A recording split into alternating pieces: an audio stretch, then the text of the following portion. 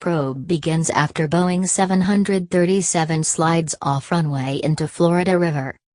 Federal investigators on Saturday began searching for what caused a Boeing jetliner with 143 people on board to slide off a runway into a shallow river while landing at a Jacksonville, Florida, military base during a thunderstorm, injuring 22 people. The Boeing 737-800 chartered by the U.S. military was arriving from Naval Station Guantanamo Bay in Cuba with 136 passengers and 7 crew members when it slid into the St. Johns River at the end of the 9,000-foot runway at Naval Air Station Jacksonville on Friday night, authorities said. Officials raised the count of people injured to 22, from 21, after a 3-month-old child was admitted to a local hospital for observation. Captain Michael Connor, commanding officer at the Jacksonville station, told a news conference.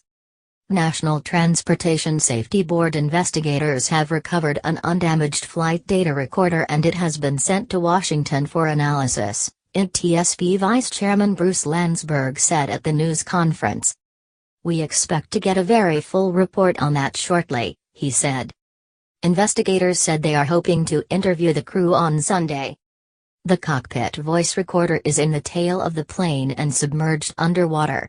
Investigators will not be able to recover it until the aircraft is lifted out of the water, Landsberg said. "We are going to be very careful in preserving the perishable evidence," he said. Officials were determining the best way to remove the plane from the water, NTSB investigator in charge John Lovell said. "There are some ideas being floated in terms of putting some sort of cushioning below it, and moving it on those cushions," he said. The U.S. Coast Guard placed floating booms around the jetliner to contain leaking jet fuel in the water, Landsberg said.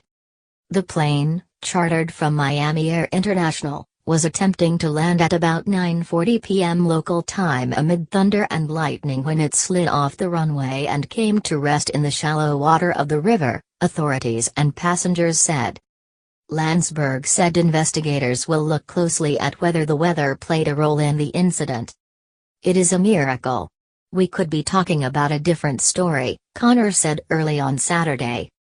Active duty military members, civilian government employees and their dependents were on the jetliner, Connor told CNN. The military base is on the western bank of the St. Johns River about 8 miles, 12.87 kilometers, south of central Jacksonville, about 350 miles, 563.27 kilometers, north of Miami. Miami Air International is a charter airline operating a fleet of the Boeing 737-800, different from the 737 MAX 8 aircraft that has been grounded following 2 fatal crashes involving that plane. Representatives of the airline did not immediately reply to requests for comment. A spokesman for Boeing Co. said that the company was aware of the incident and gathering information. The charter company is contracted by the military for its twice-weekly rotator round-trip service between the U.S. mainland and Guantanamo Bay, said Bill Dougherty, a spokesman for the Jacksonville base. Reporting by Brendan O'Brien in Milwaukee, additional reporting by Dan Whitcomb, Steve Gorman and Tim Reed in Los Angeles, and Tracy Ryczinski in Chicago, editing by Daniel Wallace and Diane Kraft.